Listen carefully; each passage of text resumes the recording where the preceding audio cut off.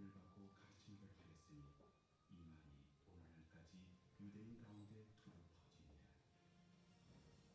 11 제자가 갈릴리에 가서 예수께서 지시하신 산에 이르러 예수를 배웠고 경배하나 아직도 의심하는 사람들이 있더라.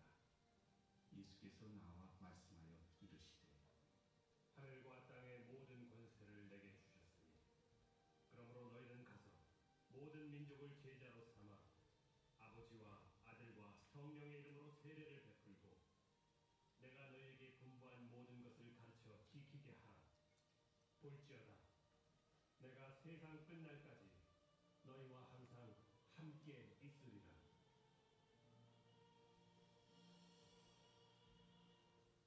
할렐루야. 삼배에 오신 여러분들을 환영하고 축복합니다. 우리 다 같이 일어서 일어나셔서 우리 영과 진리로 주님을 예배하며 나아가시겠습니다.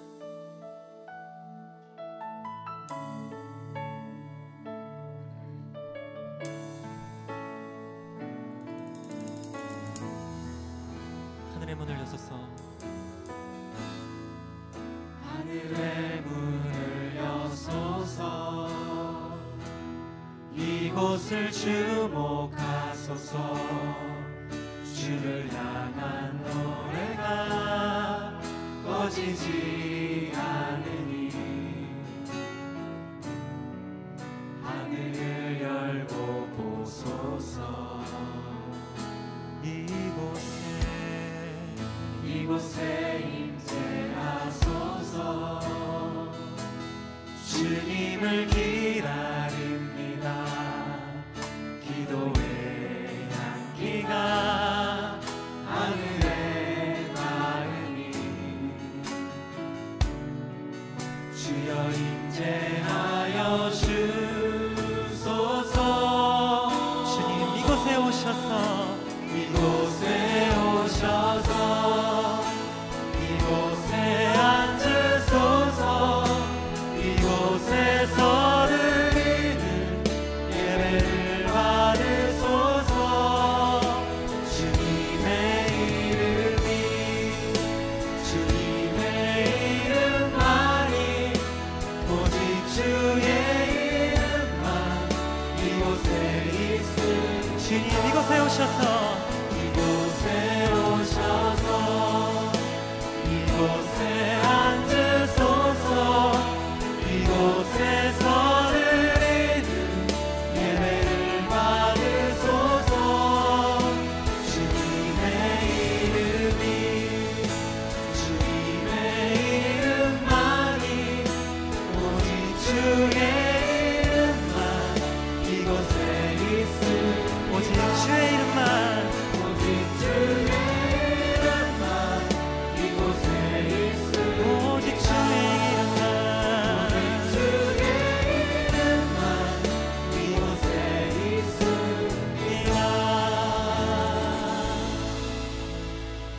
우리 안에 살아 역사하시는 주님, 죄인된 우리 삶에 찾아오셔서 십자가의 사랑과 부활의 승리를 통해 사망 권세를 물리치시고 영원한 생명을 주신 예수 그리스도께 감사와 영광을 올려드립니다.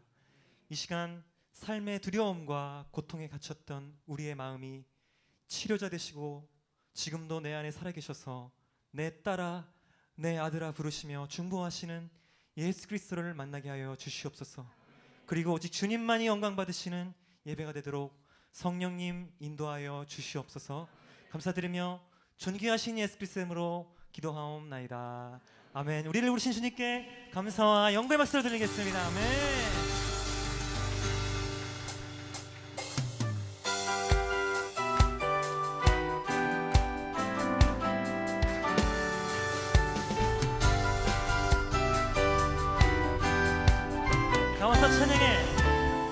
와서 찬양해. 사랑을 주신 주 찬양해. 사랑의 우리 주님 생명 주셨네. 소리쳐 찬양해. 기쁨을 주시는 우리와 찬양의 제사 드리며 주님께 경배해.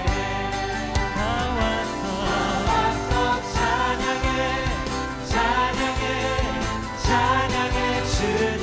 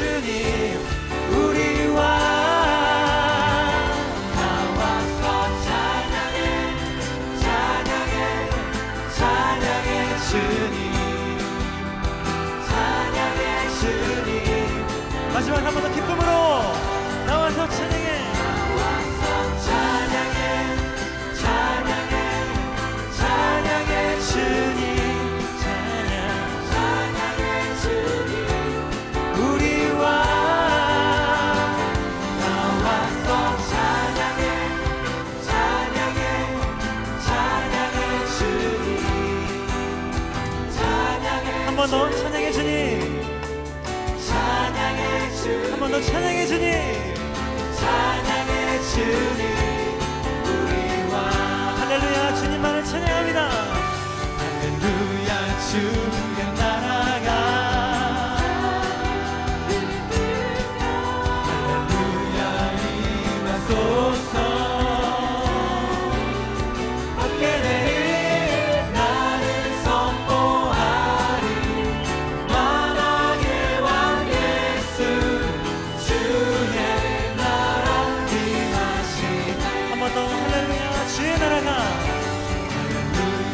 주의 나라가 할렐루야 임하소서. 밖에 내일 나는 선포하리.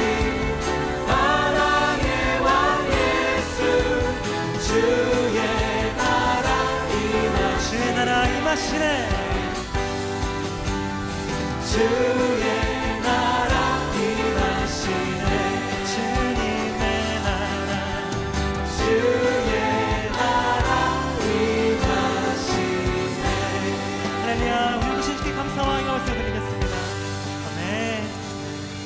주의 자리에 앉으셔서 계속해서 우리의 치료자 되시고 중보자 되신 예수 그리스도, 우리 안에 살아계신 그 예수 그리스도를 찬양하며 나아가시겠습니다.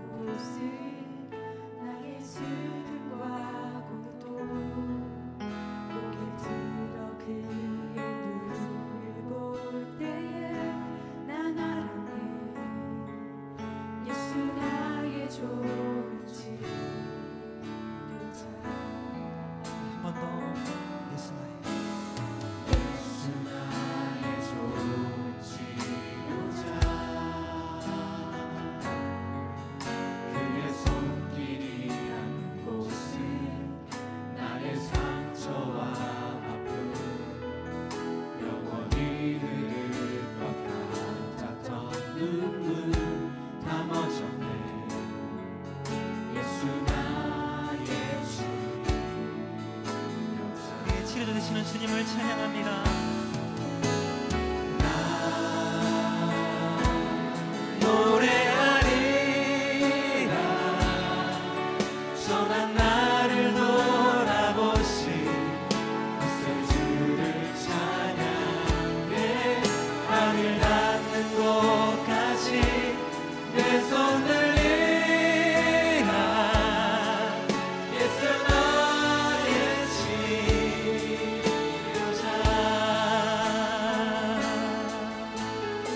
마음으로 고백하며 예수 나의 좋은 치료자,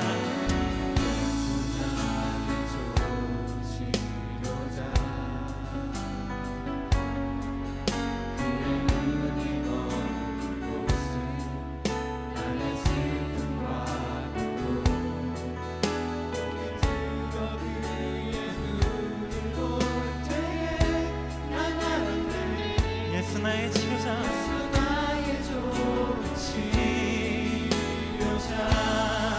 예수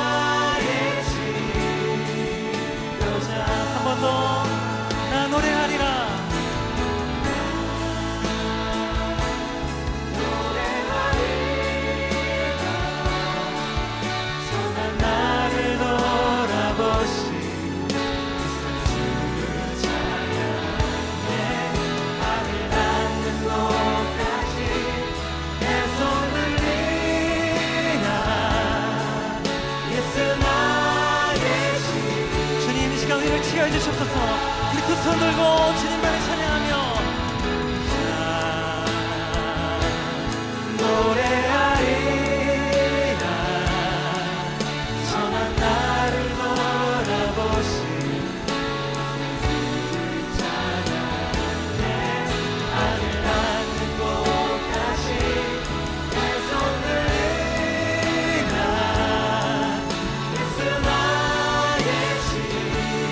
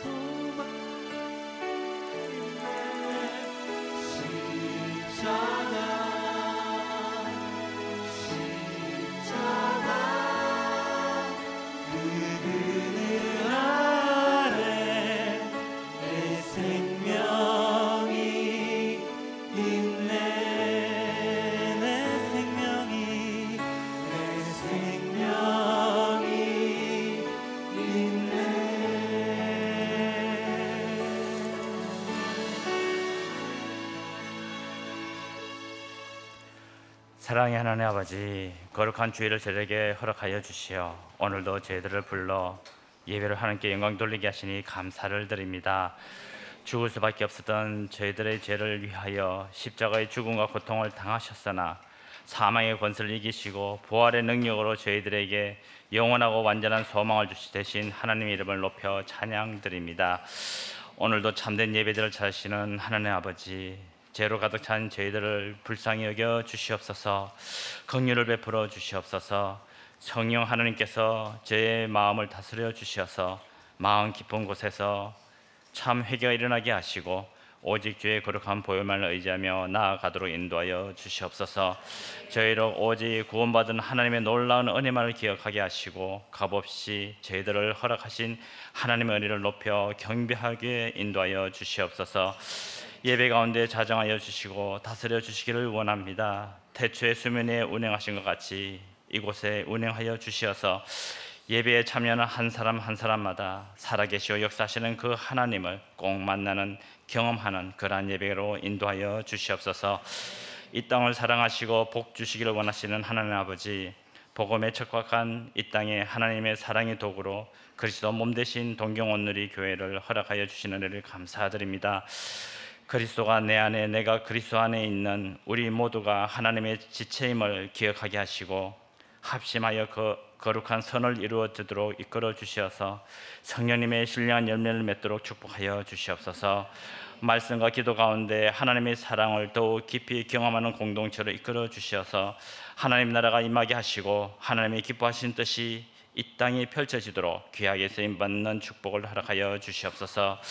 그를 위해 세우신 문봉주 목사님과 그 주의 종들을 축복하여 주시옵시고 그 가정을 돌보아 주시옵소서.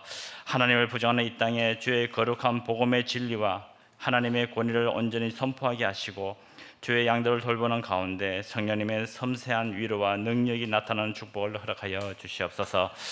파워에버 여름 캠프 청년부 수련회 차세대 행사가 준비되고 있습니다. 성령 하나님 준비하는 손길을 축복하여 주시옵시며 주의 사랑을 품게 하시고 하나님의 은혜로 준비하게 인도하여 주시옵소서. 아이들이 어려서부터 하나님 말씀 가운데 자라게 하시고 하나님의 지혜를 구하게 하시어서 세상을 변화시키며 이끌어가는 하나님의 리더로 성장케 축복하여 주시옵소서. 주의 강단을 축복하여 주시니 감사드립니다. 성령 하나님 임재하여 주셔서 성령의 기름을 부어 주시옵소서. 들려주시는 말씀 하나하나 친히 말씀하여 주시어서 저희들의 생명을 회복시키는 은혜의 강물로 부어 주시옵소서. 저희들의 강팍한 마음을 녹여 주시옵시고 죄로 닫혔던 천국의 문을 열어 주시어서 들려주시는 말씀이 하나도 땅에 떨어지지 않고 저희들이 하나님 자녀로 담대히 세상을 이기며 살아가는 힘과 용기가 되도록 축복하여 주시옵소서. 예배를 섬기는 손길들을 축복하여 주시옵시며 서로 다른 모습과 방법이지만 값없이 받은 하나님의 은혜를 기억하고 온전히 드려지는 저희가 되어서 하나님 기뻐하시는 예배로 인도하여 주시옵소서. 성가대의 찬양을 흠량하여 주시옵시며 사랑 되시는 예수님 이름으로 기도드리옵나이다. 아멘.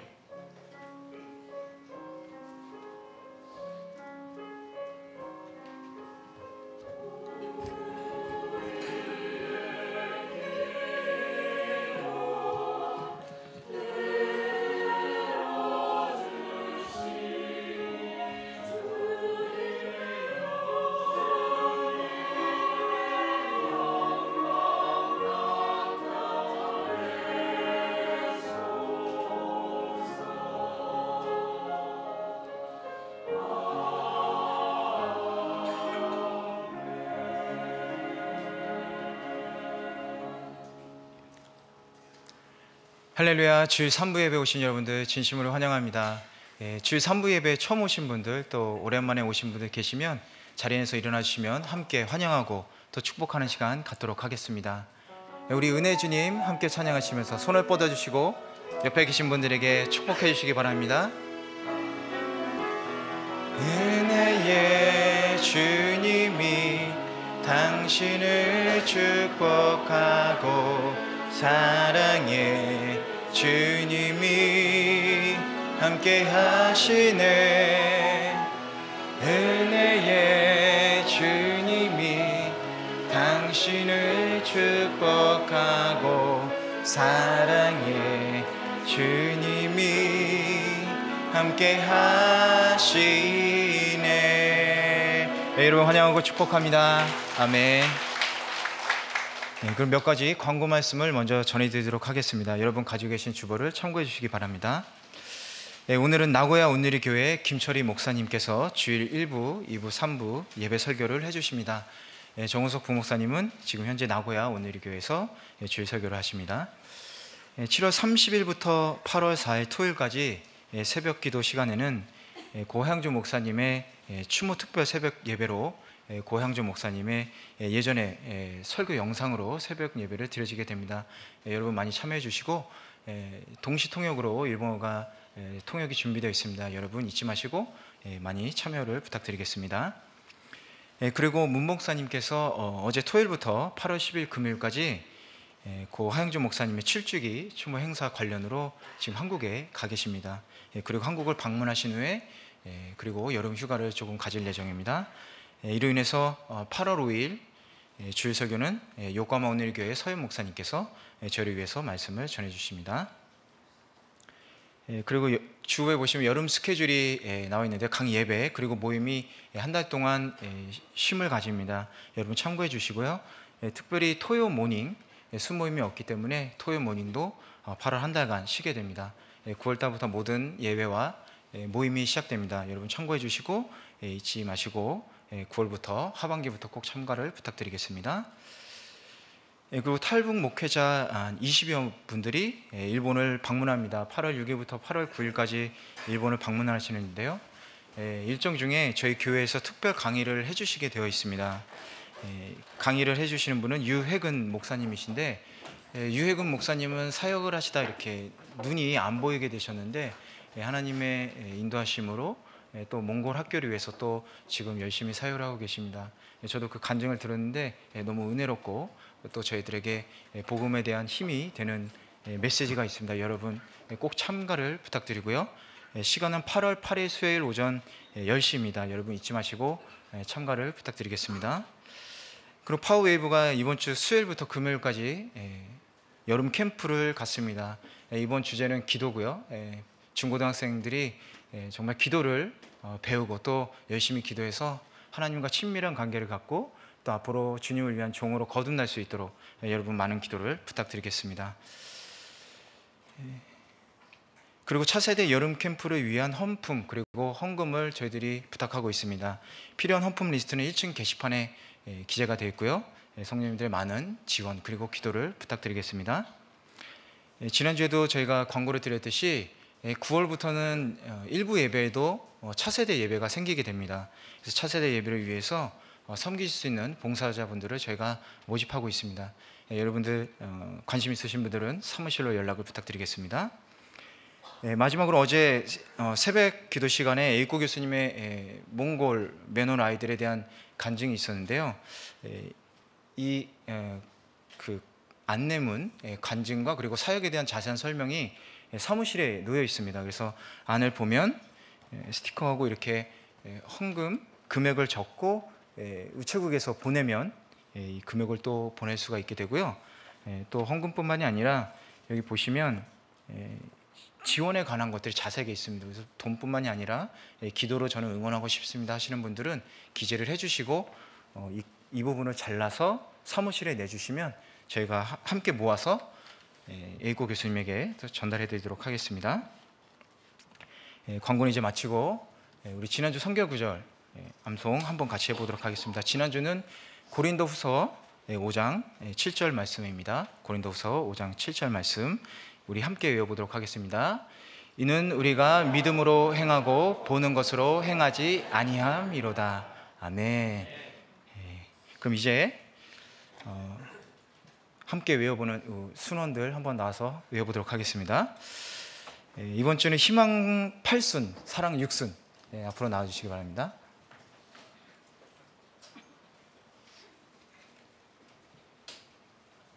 희망 8순, 사랑 6순 다 나오셨어요? 차렷, 경례. 자, 우리 희망 8순부터 한번 외워보겠습니다.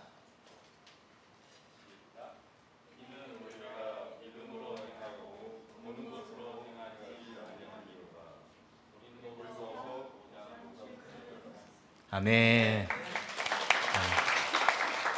우리 사랑 6순.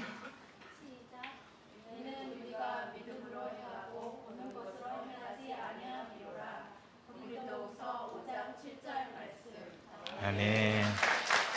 네, 감사합니다. 그럼 우리 이번 주에 금주의 암송 구절을 한번 또 함께 봉독하시도록 하겠습니다. 요한복음 11장 25절에서 26절 함께 읽겠습니다. 예수께서 이르시되 나는 부활이요 생명이니 나를 믿는 자는 죽어도 살겠고 무릇 살아서 나를 믿는 자는 영원히 죽지 아니하리니 이것을 내가 믿느냐. 아멘. 이 말씀 붙들고 또 승리하는 한 주간 보내시길 바랍니다. 그럼 말씀 읽기 전에 저희 새 가족 되신 분들 함께 소개하도록 하겠습니다. 영상이긴 하지만 우리 손을 뻗어주시고 함께 축복해 주시면 감사드리겠습니다.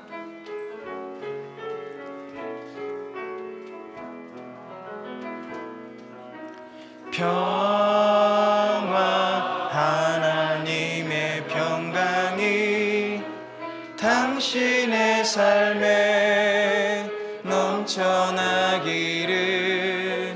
평화 하나님의 평강이 당신의 삶에 가득하기를 축복합니다. 은혜 하나님의 은혜가 하나님의 은혜가 당신의 삶에 넘쳐나기를. 은혜 하나님의 은혜가 당신의 삶에 가득하기를 축복합니다. 새가족 되신 분들 진심으로 환영하고 축복합니다. 아멘. 그럼 오늘 주님께서 주신 말씀을 함께 교독하는 시간 갖도록 하겠습니다. 오늘 말씀은 마가복음 5장 1절에서 5절 말씀입니다. 저와 한 절씩 교독하시도록 하겠습니다. 예수께서 바다 건너편 거라사인의 지방에 이르러 배에서 나오심에 곧 더러운 귀신 들린 사람이 무덤 사이에서 나와 예수를 만나니라. 그 사람은 무덤 사이에 거처하는데 이제는 아무도 그를 쇠사슬로도 맬 수 없게 되었으니 이는 여러 번 고랑과 쇠사슬에 매었어도 쇠사슬을 끊고 고랑을 깨뜨렸음이러라. 그리하여 아무도 그를 제어할 힘이 없는지라. 함께 읽겠습니다. 밤낮 무덤 사이에서나 산에서나 늘 소리 지르며 돌로 자기의 몸을 해치고 있었더라. 아멘.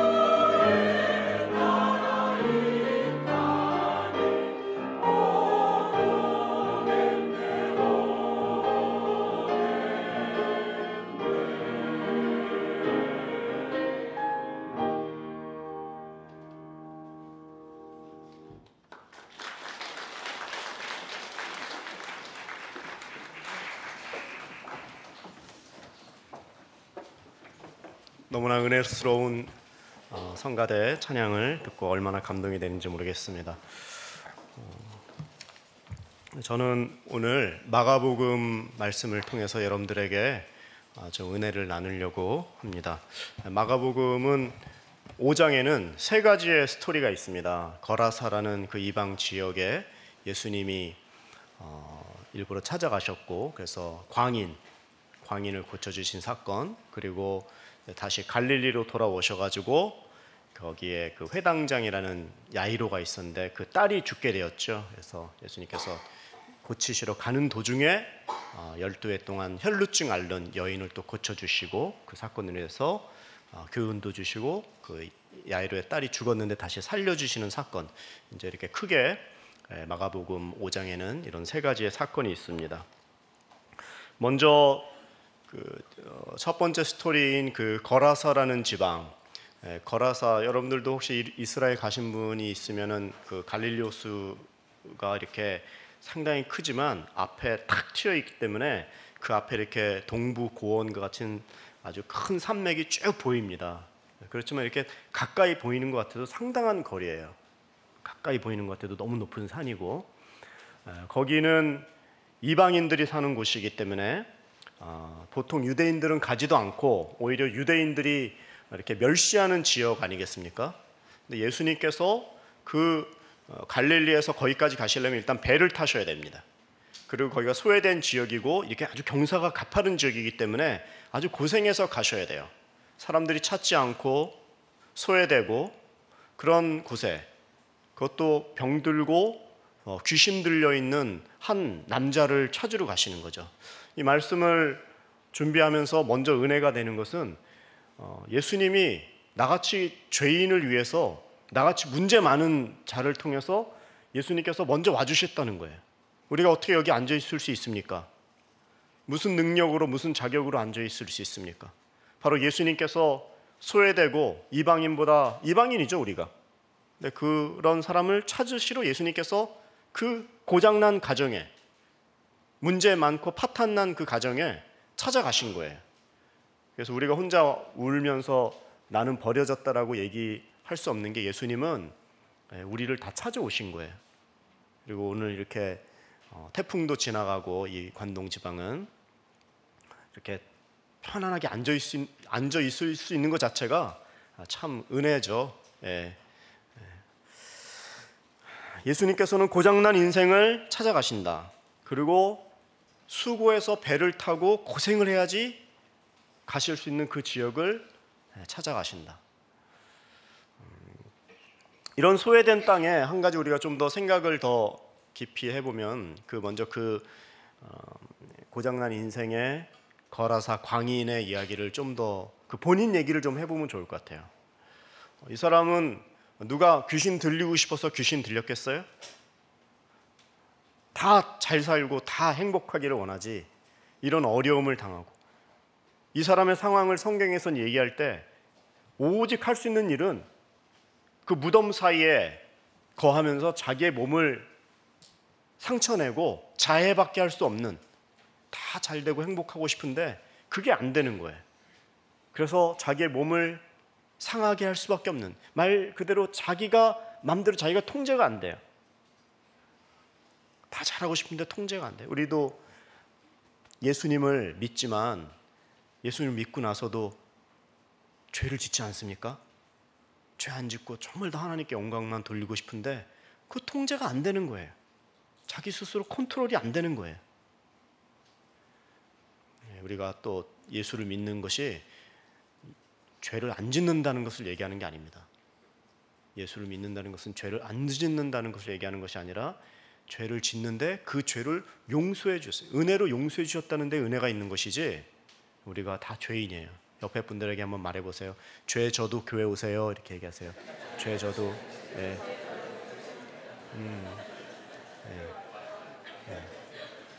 그리고 우리는 선교사님이 우리 기독교에 들어오실 때 너무 한국 남자들이 여편을 패고 막 술 도박에 노름 막 이런 거밖에 안 했어요. 그래갖고 나라를 딱 4개로 나눈 다음에, 우리는 원래 그 서양 선교사님 술도 하시고 담배 하시는 분들 계셨거든요.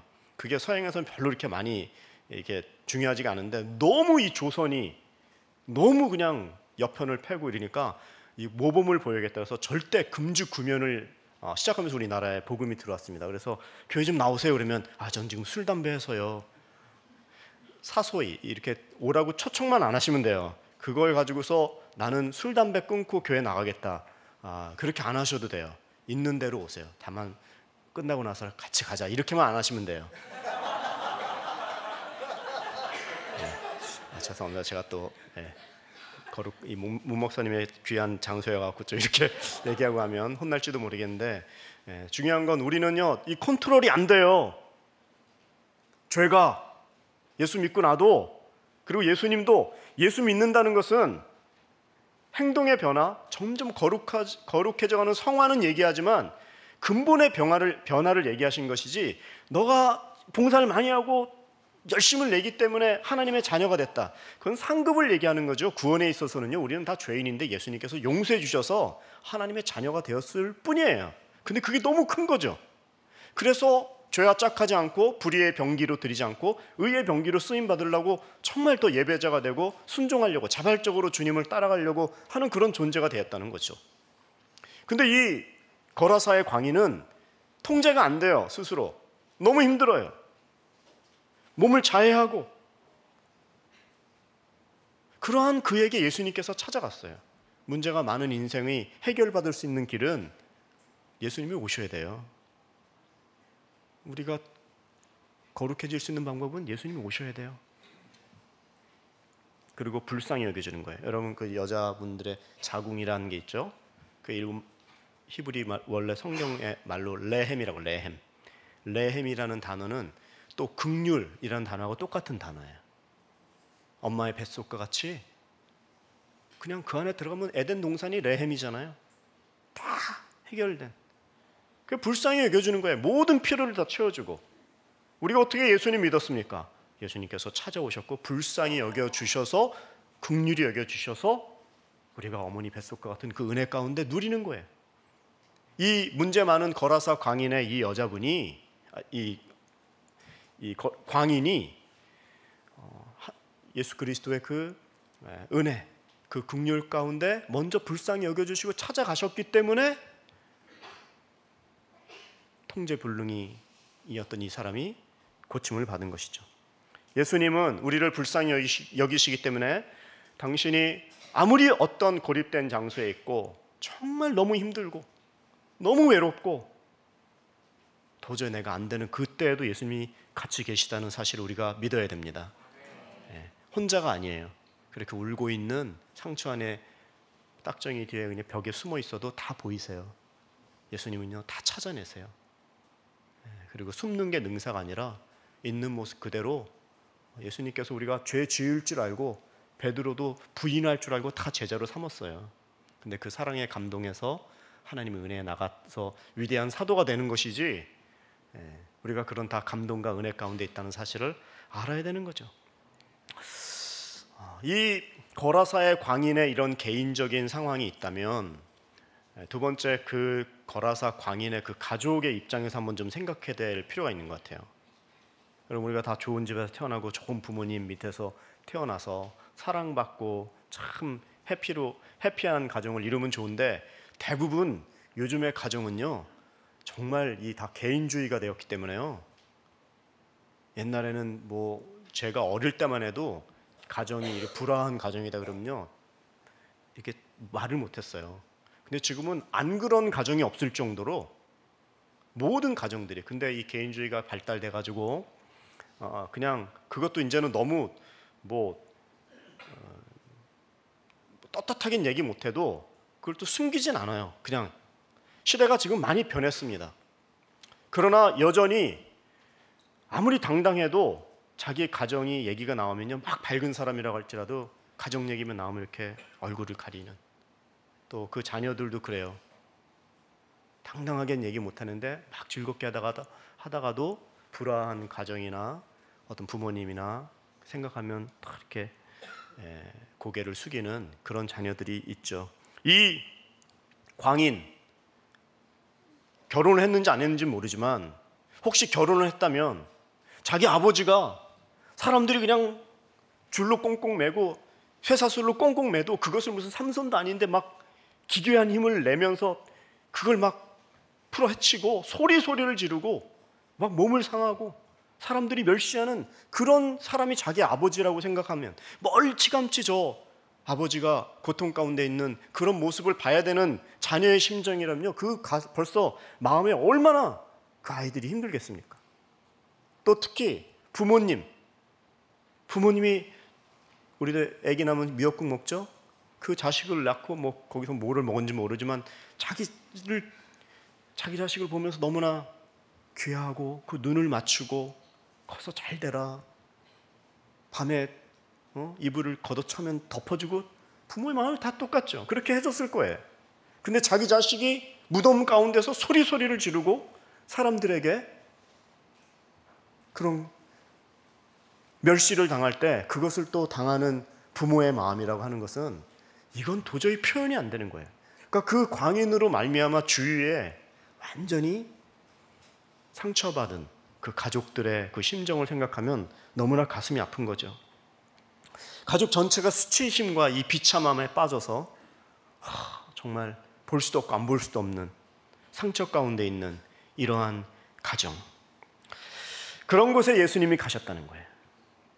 아예 뭐 그냥 미친 사람 한 명 구해줬지 이런 차원이 아니에요.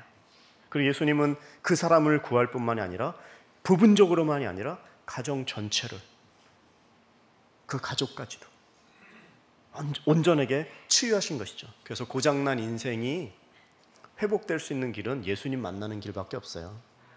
정말 예수 그리스도가 오셔야지 나뿐만이 아니라 주위가 다 같이 변화가 되는 거예요.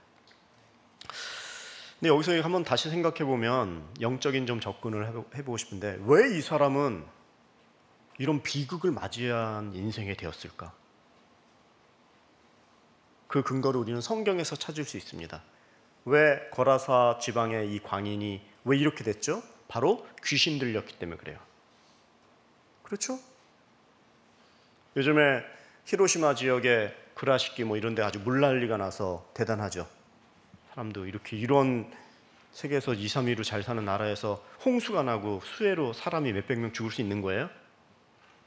똑같은 우리의 사람들인데. 그런데 놀라운 사실은 그 구라시키나 이런 지역에 아키스, 빈집털이가 그렇게 요즘에 성행한대요. 지금 그 사람들이 다 죽어서 집에 막 토사가 여기까지 올라와서 그거 치니 안 치니 하고 있는데 그 빈집에 들어가서 빈집 털겠냐고요. 터는 사람이 있어요. 왜 그럴까요? 그 사람들은 가정의 회복이나 이런 상대의 아픔보다는 돈이 필요한 거예요. 절대 두둔하는 건 아닙니다. 그 도적은 죽이고 멸망시키려고 오는 거예요. 네가 고통을 당하든 뭐 수해로 사람이 죽든 나는 너의 불행이 곧 나의 행복이야. 어디 돈이라도 떨어지면 그거 하나 주워 가겠다고. 그게 아키스예요. 사탄은 와서 우리를 죽이려고 하는 거예요.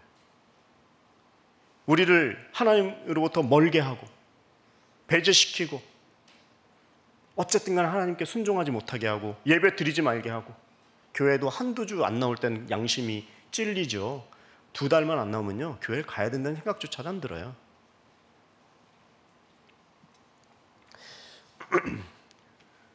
우리 인간이 이렇게 빙산이 있잖아요. 빙산의 일각이라고 하는데, 그 빙산 보이는 건요 빙산의 한 10%도 안 된대요.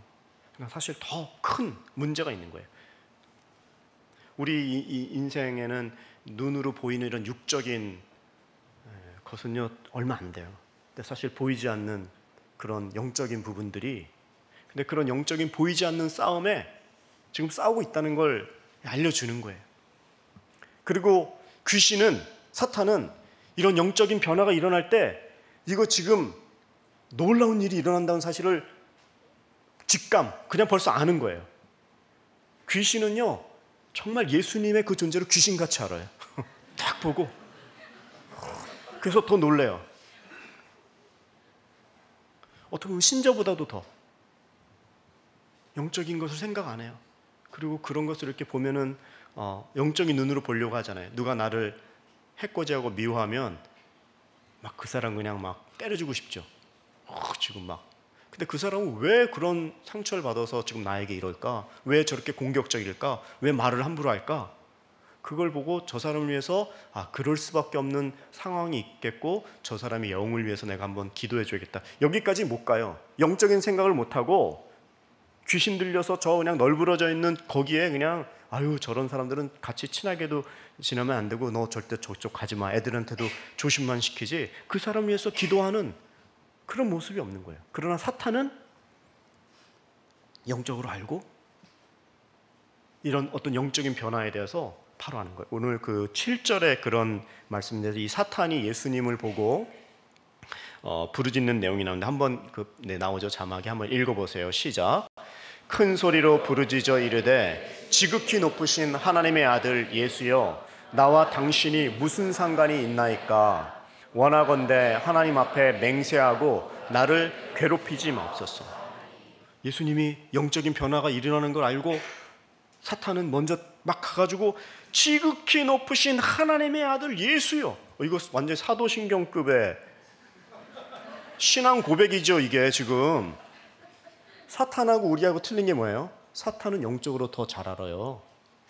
근데 어쨌든 간에 믿는 사람들을 꼬드겨가지고 같이 지옥 가게 하려고 유혹하고 우리를 하나님께 영광 돌리지 못하게 하려고 하나님의 일을 방해하는데 영적으로는 그 하나님이 어떤 분이신지 창조주 하나님 또 구원주 예수 그리스도 이 존재를 다 아는 거예요. 근데 우리하고 틀린 것은 우리는 그것을 알 뿐만 아니라 우리는 자발적으로 순종하는 자들이잖아요. 우리는 예배자들이잖아요. 아는 데서 끝나는 게 아니에요. 아는 건 다 알아요. 그래서 이 신앙생활을 처음에는 뭐 성경을 다 아는 것으로 성경을 100번 읽어도요 이성적으로 믿으면 이건 지식이에요. 우리는 영적인 접근을 해야 돼요. 그 거라사 강인을 보고 이 사람의 그 아픔과 이런 어려움이 뭔지 또 우리도 그런 접근을 해야 돼요.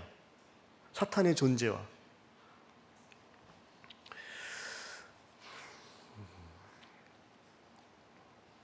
이런 영적인 회복을 놔두고 이 반응하는 그 주위에도 사람들이 이렇게 있는데 그 마을 사람들도 그런 사람들 중이죠.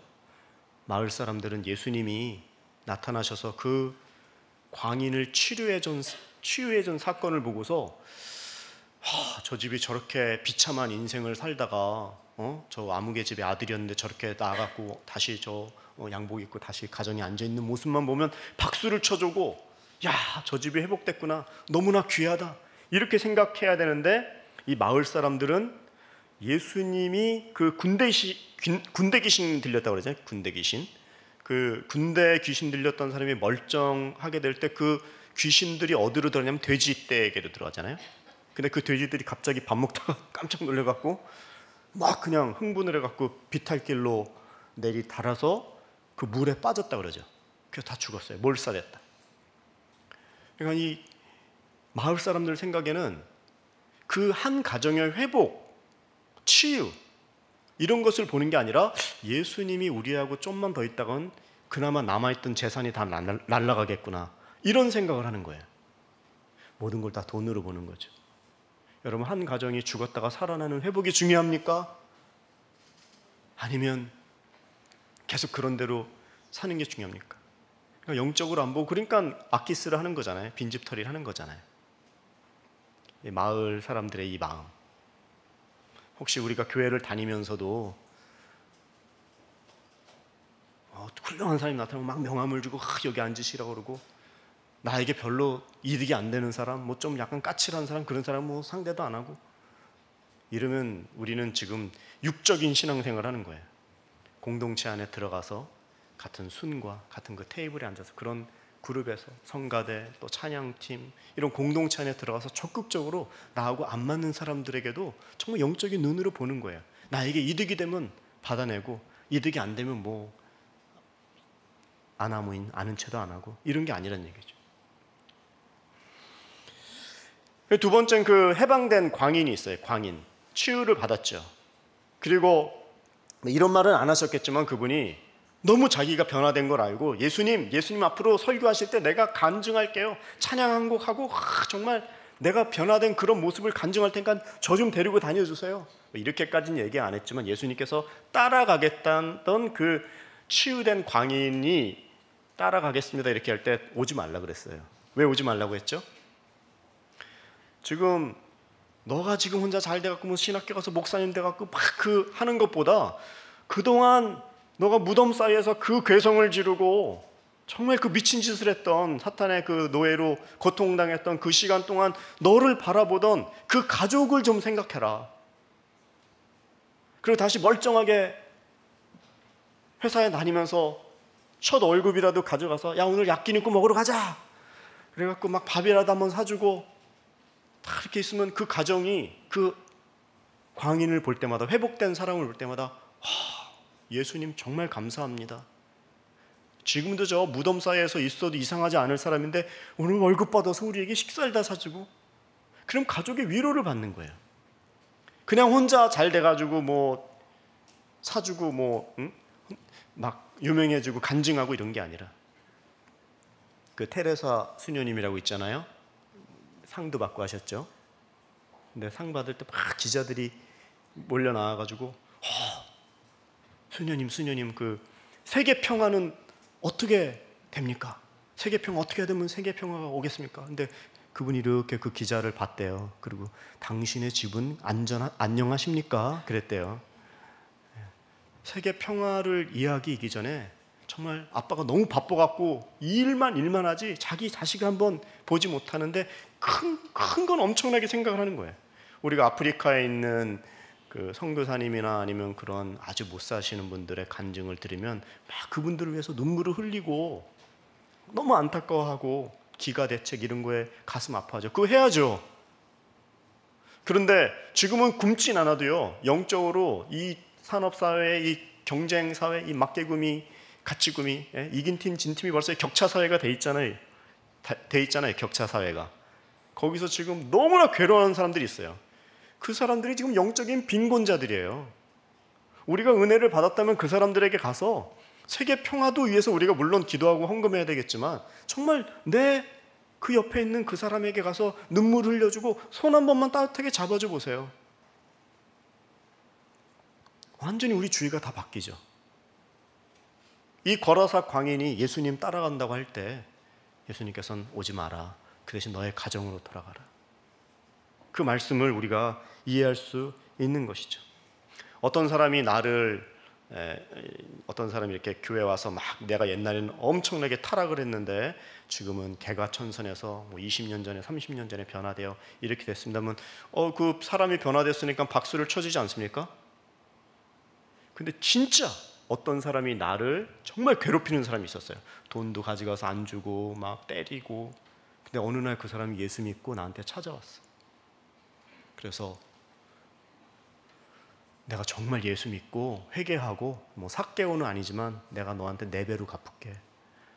그리고 화해하자. 그리고 내가 다시 너한테 그런 나쁜 말 안 하고 할 테니까 나를 좀 용서해 줄래? 그리고 같이 우리 신앙생활하자.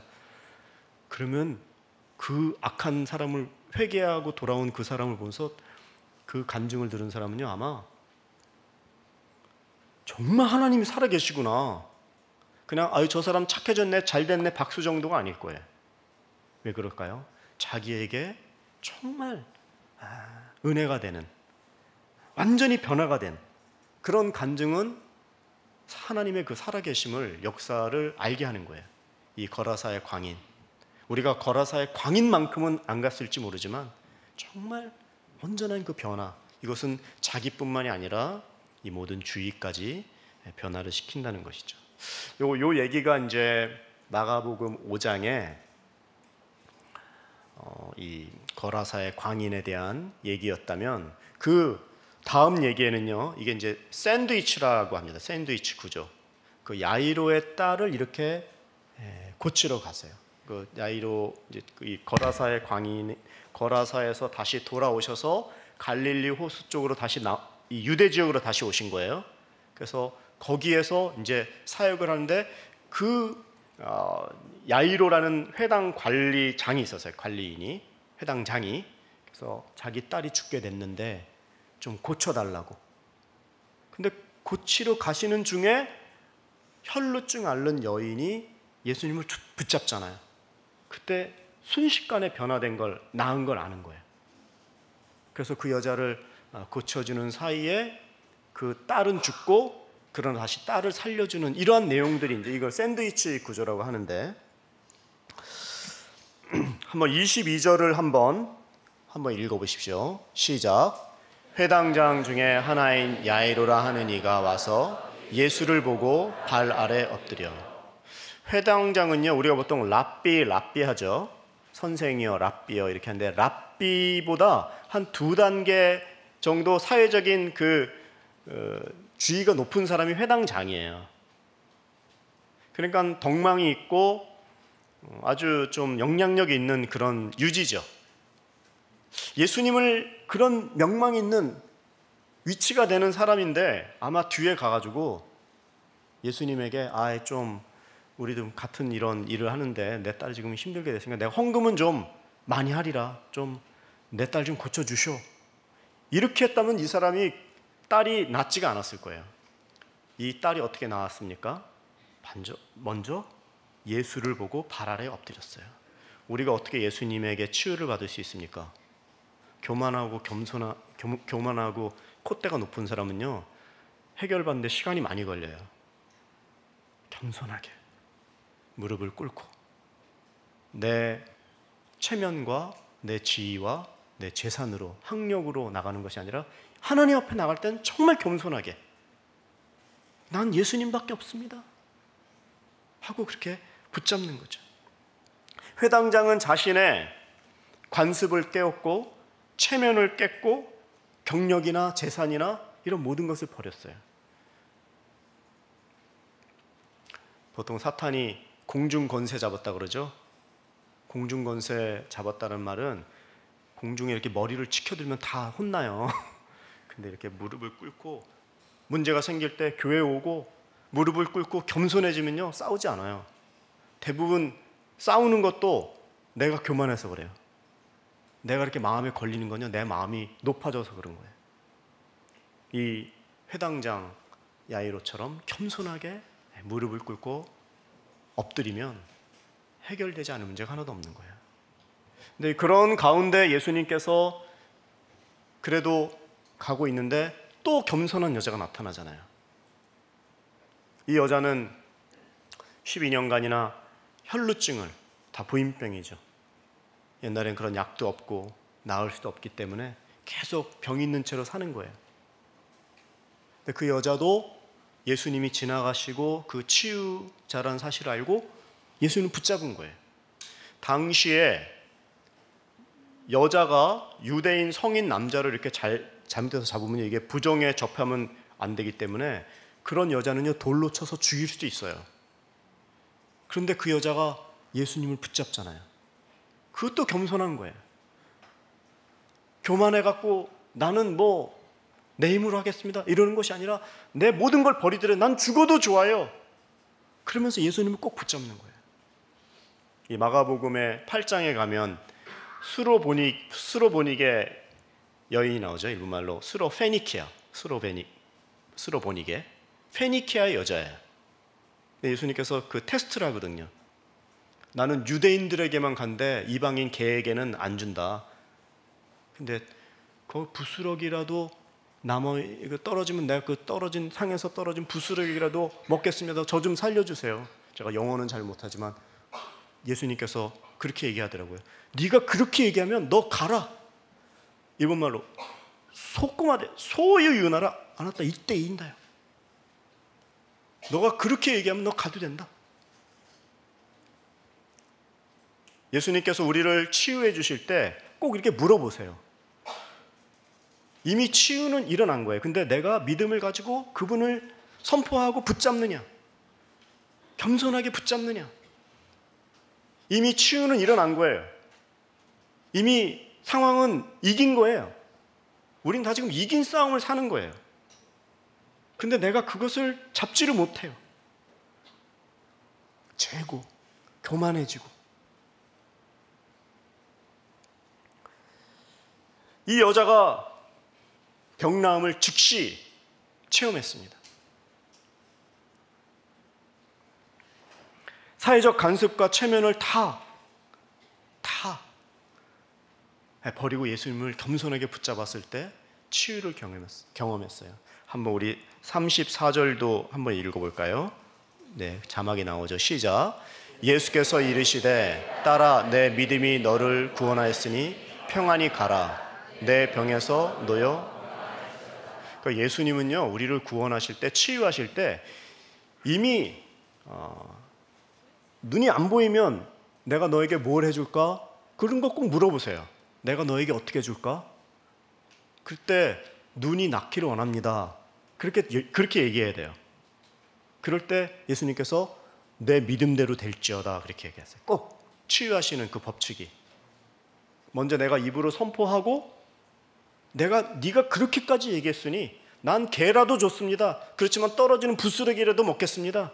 이런 자세, 겸손한 자세, 그런 선포를 할 때 변화가 일어나는 거예요. 이미 변화가 일어났어요. 이 여자에게 즉각적인 치유가 일어났습니다.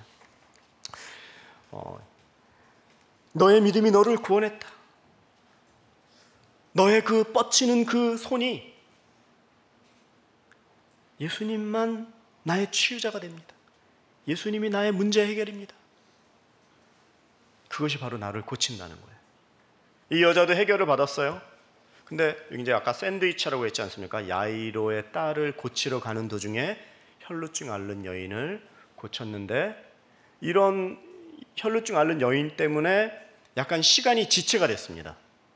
그 사이에 야이로의 딸이 죽었어요. 뭐 이것도 성경에는 나오진 않지만 어떤 사람 중에는 예수님 진짜 너무하시네.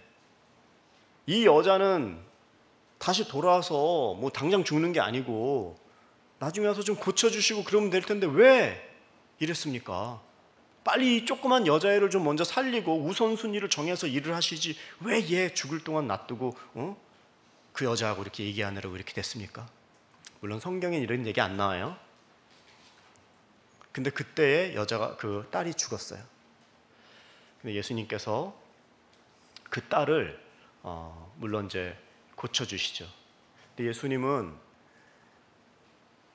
다 타이밍을 보시는 거예요.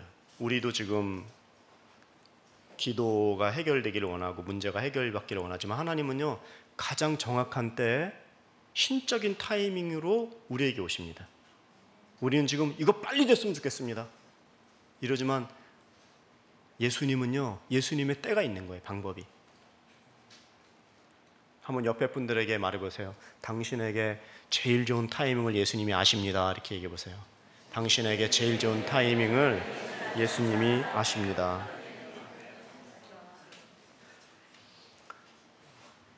만약에 이 딸이 완전히 죽은 게 아니라 거의 죽어가는 상황에서 예수님이 가서 살리셨으면 아마 주위에 소문이 이렇게 돌았을지도 몰라요.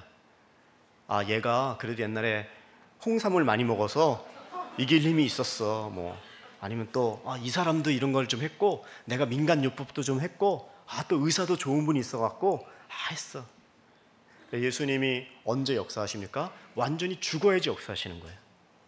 완전히 무장해제당하고 내가 완전히 나는 아무것도 아닙니다. 100% 나는 완전히 죽었습니다. 그러니까 죽기를 기다리는 거예요. 어떤 의미에서. 기절이 아니라 완전히 죽어야 돼요. 그래야지 기적이 되는 거예요. 그리고 예수님은 부분적으로만 고치는 게 아니에요. 완전히 죽어서 좌절하고 주위까지도 완전히 손을 놓고 더 이상 이제 뭐 장례나 준비하자, 숨이 끊어졌다, 이렇게 됐을 때 기적이 일어나고 기적을 통해서 완전히 살아난 그것을 보고 일방적으로 이렇게 살려주셨구나. 예수님은요, 부분적으로 고치려고 하는 게 아니에요. 그 가족도 고치고 그 때를 기다리는 거예요. 우리가 돈 좀 있고 막 성공하고 뭐 하나 무슨 시험 하나 패스하면 그런 게 좋은 게 아니라 예수님은 그 최고의 시간을 통해서, 기다림을 통해서 성공 이상의 성숙, 주의까지도 다 이렇게 변화를 시키는 거예요. 그 마음을 다 바꾸고. 이게 공동체예요. 이게 교회예요. 이 동경온누리교회 정말 너무 예배가 좋네요, 진짜. 예. 그래서 왜 웃으실까요? 예. 예. 근데 나도 좀 이렇게 좀 하고 싶은데 왜 안 되는지 아세요? 사람이 없으니까. 사람이 안. 목사님이 설교 잘해서 막 부흥시키면 되지. 그게 안 돼요, 능력이. 그러니까 혼자 기타 치고 막 찬양하고, 성가대 한번 이렇게 사부 성가대 이런 걸 들어본 적이, 지금 뭐 저 요코하마 한 5년 4개월하고 나고야 3년 6개월 지금 해서 거의 한 10년 가까이 또 나와 있었는데요. 정말 외로움의 시간을 보내고 있습니다. 이렇게 사부로 여기서 맨 앞에 앉아서 들으니까 콘서트 온 것 같아요. 너무 은혜가 되고. 근데 우리 교회만 해도, 우리 이 온누리 교회 그룹 안에만 들어와도요, 이거는요, 제가 우리 나고야 지역에 목사님들, 한국 목사님들 이렇게 모임이 있어요. 그래서 목사님들 그러니까 뭐 속 얘기 하잖아요. 아유 힘들어, 저기 아유 외로워요. 근데 어떤 목사님이 나한테 화를 냈어요. 다른 목사님은 몰라도 온누리 교회 목사님이면서 외롭다는 소리 하지 마십시오. 왜 그런지 아세요? 그분들은 더 외롭기 때문에.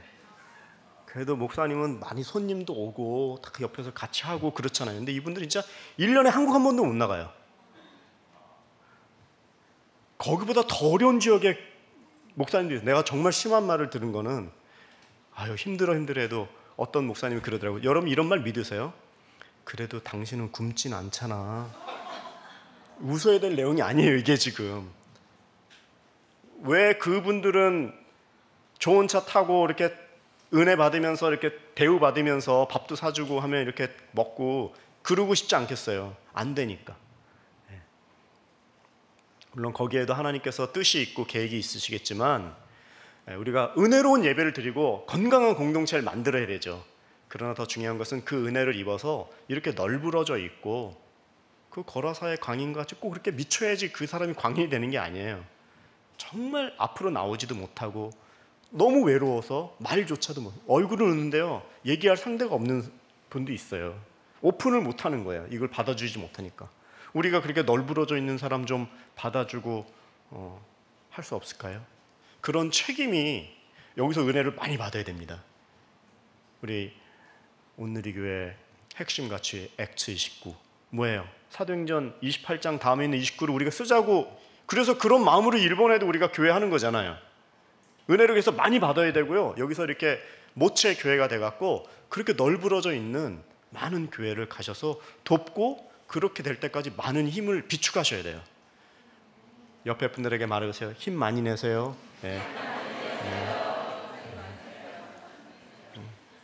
마지막으로 이 말씀만 하고 마치겠습니다. 마가복음 5장에 거라사의 광인도 있죠, 혈루증 앓는 여인도 있죠, 또 야이로의 딸이 죽었죠. 이 공통점이 뭐예요? 다 더럽다는 거예요. 다 더러워요. 죽음도 더럽고, 무덤 사이도 더럽고, 피 흘리는 것도 더럽고, 광인도 더럽고. 우리는 어떻게 보면 다, 어떻게 보면이 아니라 죄와 허물로 이미 죽었던 존재예요. 그런 더러운 존재를 예수님께서 일방적으로 살려주시고 용서하시고 세워주셔서 여기까지 온 거예요. 저는 정말 이 온누리 공동체 안에 18년 이렇게 저도 사역하고 있지만, 이 동경 온누리 교회, 저도 여러분들 여기서 제가 지금 처음 온 게 아니에요. 처음부터 제가 있었어요. 그 빈시조 전부터. 그때 제가 봉고차로 다 이렇게 칠판 사다 나르고 의자 까이고 그랬어요. 모르죠? 네. 제가 늦게 온 게 아니라 여러분들이 저보다 다 늦게 오신 거예요. 근데 하나님께서 이렇게 인도하시는 그 과정을 저도 수많은 리더십들과 수많은 쟁쟁한 리더들을 보면서 여기까지 보면서 왔습니다. 근데 우리에게 그런 책임이 있어요. 우리끼리 잘 되고 우리끼리 막 은혜 받고 그렇지만 널브러져 있고 힘들어하는 분들이 있어요. 그런 죽어있는 곳에 가라고 먼저 우리를 살려주셨고 은혜를 많이 받아야 돼요. 더. 그리고 우리 고 하영조 목사님, 너무나 존경하는 목사님, 7년 되면 나가라고 했잖아요. 여기가 좋사오니 초막 찍을 생각하지 마세요. 감히 제가 무슨 권한이 있다고 이런 말을 하겠습니까? 근데 그런 은혜를 입고 그런 도전을 받아서 우리가 그래서 교회를 세우고 여기까지 와 있어서 액트 29를 하고 있는데, 우리가 여기가 좋사오니가 아니라 정말 널브러져 있는 저 수해 지역, 저 지진 지역, 그리고 세계 선교할 수 있도록, 그래서 일본 선교가 아니라 선교 일본이 될 수 있도록 이렇게 더 많은 초청과 더 많은 은혜를 입어서 이 일을 같이 할 수 있도록. 동경온누리교회 일본 분들이 몇 분 정도 계십니까? 뭐 그런 건 중요하지 않아요. 그런데 어떤 분들 중에는 일본 선교하는데 일본인이 없고 한국인들이 더 많다. 근데 그런 거 아세요? 한국인들이 많이 오시잖아요. 그럼 좋은 롤 모델 케이스를 통해서 일본 분들이 많이 배워요. 그리고 일본 분들만을 하려고 그러면요 되게 어려워요. 그 일본만 이렇게 데리고 한다는 게. 근데 우리가 이렇게 막 으쌰으쌰하고 같이 기뻐하고 그러면요 그 퍼센테이지, 모이는 퍼센테이지에 맞게 또 많은 일본 분들이 오세요. 그 정도만 모아서 하는 것도 보통이 아니고요. 그런 교회도 많이 없어요. 여러분들, 저는 이 동경온누리교회가 정말 더 빅뱅이 되기를 원합니다. 팍 펼쳐져서. 원래 우리 이 온누리교회도 12개를 지으기로 했어요. 지금 7개로 지금 스톱돼 있잖아요. 정말 홋카이도에서 오키나와 이렇게까지 8,000교회 중에서도 목사님 안 계시는 교회가 거의 1,000개예요. 어떻게 하자고요? 여기 계시는 분들이 다 그 사역을 할 수 있어요. 그 해야 돼요. 그 일을 하려고 지금 우리를 이렇게 부하 중에 계시는 거예요. 이렇게. 전 너무 오늘 설교하는 게 기쁘고 감사하고 정말 영광스러운 자리라고 생각합니다. 저도 또 제가 하나님께서 인도하시는 그 길을 가겠지만 이 동경온누리교회는 정말 하나님께서 특별히 장자교회로 예전에 귀한 리더십들을 통해서 여기까지 인도하신 거예요. 그리고 이제는 더 많은 은혜를 통해서 받으시고 더 전 일본, 전 세계로 갈 수 있도록 다시 한번 영적인 빅뱅이 일어나라고 우리를 다시 한번 훈련시키는 이 귀한 자리에, 이 시기에 있는 줄 믿습니다. 여러분, 정말 이제 시간이 없어요. 이번에 태풍도 이렇게 가는 게 아니라 거꾸로 오죠. 정말 주님이 오실 날이 저는 얼마 남지 않았다고 생각합니다. 정말 우리가 깨어서 하루하루를 귀하게 여기며 정말 주님이 기뻐하는, 순종하는 교회가 그 시기를 깨달아야 될 것 같아요. 기도하겠습니다.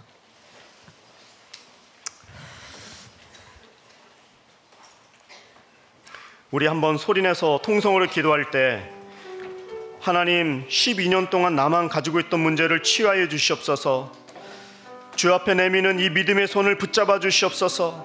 하나님, 내 안에 죽은 야이로의 딸을 살려주시고 오직 살아서 주의 일에만 집중하는 내 인생이 되게 해달라고 한번 통성으로 기도하겠습니다. 하나님 아버지, 귀한 이 동경온누리교회 오늘 예배를 통하여 주님이 베푸신 은혜를 감사를 드립니다. 죄인입니다. 부족합니다. 그래서 예수님이 절대적으로 필요합니다. 주여 역사하여 주시옵소서. 다시 한번 죽어있는 우리의 영혼이 살아나기를 원합니다. 죄와 짝하지 아니하고 어저께까지 문제가 있었다고 할지라도 주님을 의지하고 주님 나아갈 수 있도록 도와주시옵소서. 선한 하나님의 능력으로 한 분 한 분들 가운데 놀라운 능력을 주시고 생명을 주시고 주의 은혜로만 붙들어 주시옵소서.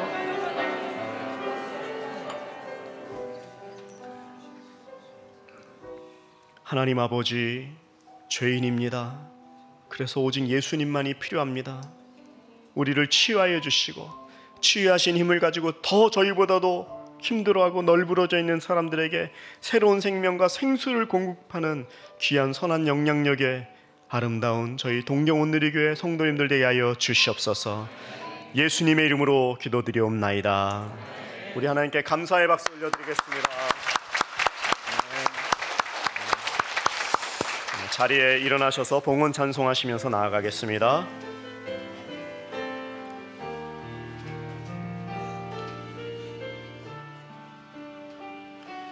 주 보여 날 정결케 하고 주 보여 날 자유케 하니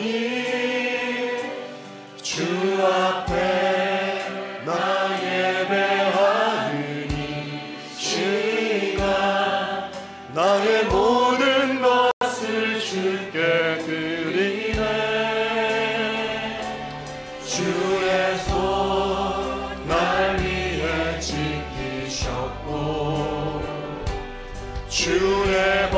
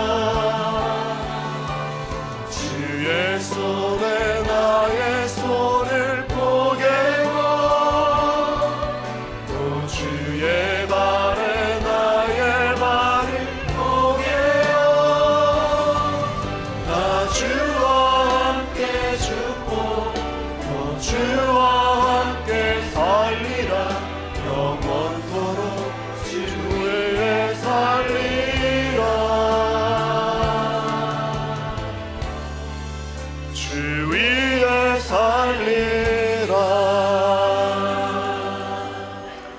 하나님 아버지, 1라운드밖에 없는 저희들의 인생 헛된 곳에 쓰이지 않고 주님이 기뻐하는 일에만 나아갈 수 있도록 도와주시옵소서. 모든 죄와 허물은 십자가 뒤로 감춰주시고 남은 여생은 주님이 기뻐하는 일에만 집중하는 우선순위의 삶을 살게 하여 주시옵소서. 물질이 있는 곳에 마음이 있다고 하셨는데 귀한 이 헌금을 정성으로 드린 귀한 성도님들의 손을 축복하시고 이 외국에까지 나와서 이 무더위에 열심히 일해서 주 앞에 그냥 돈이 아니라 헌물로 헌금으로 드린 귀한 그 믿음을 축복하여 주시옵소서. 한 분도 마음이 어렵거나 힘들지 않게 도와주시고 죽어있지 않도록 다시 한번 그 속사람을 강건하게 도와주시고 우리 성도님들이 손을 대는 것마다 정말 창조적인 일이 많이 일어나고 죽은 사람들을 살리는 영적인 눈을 가지고 사역자로 다 거듭나서 하나님이 칭찬하는 아름다운 귀한 주님의 예배자로 축복하여 주시옵소서. 이 물질이 쓰여지는 곳마다 널브러져 있는 사람들 다 살리게 도와주시고 차세대와 이 교회의 모든 운영과 이 교회뿐만이 아니라 그 아름다운 은혜들이 이 전국으로 전 세계로 펼쳐질 수 있도록 물질을 축복하여 주시옵소서. 더 많이 드릴 수 있도록 주님께서 창조적인 생각을 계속 부어주시고 신령한 은혜를 부어주셔서 가정 전체가 기뻐하며 주님의 일에만 집중하는 아름다운 인생 될 수 있도록 축복하여 주시옵소서. 예수님의 이름으로 봉헌 기도드리옵고 이제는 우리 주 예수 그리스도의 은혜와 하나님 아버지의 극진하신 사랑하심과 우리 성령님의 감화감동 교통하심이 우리의 인생을 통해서 오직 선한 영향력 끼치기를 원합니다. 주여 내 인생 다시 한번 축복하시고 성별하셔서 선포하며 주님의 영광을 위해서 살아가게 하여 주시옵소서. 선포하고 돌아가는 우리 모든 사랑하는 동경온누리교회 성도님들 머리머리 위에 그 자녀들 위에 전 세계에서 사역하시는 선교사님들 위에 이제로부터 영원히 함께 하시기를 간절히 축원하옵나이다. 아멘. 우리 두 손 높이 들고 살아계신 하나님 찬양하며 선포하며 나아가겠습니다. 살아계신 주 너의 참된 소망 걱정 근심